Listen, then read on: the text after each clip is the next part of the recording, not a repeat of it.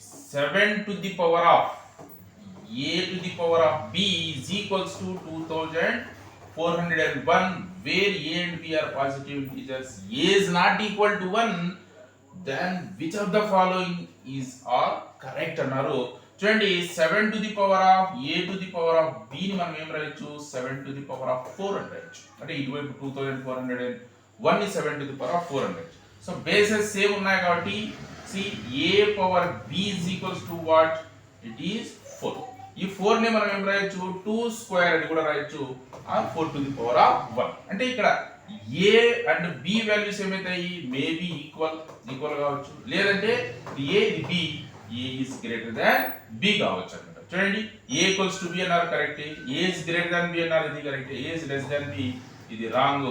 So either 1 or 2 are correct. So option 3 is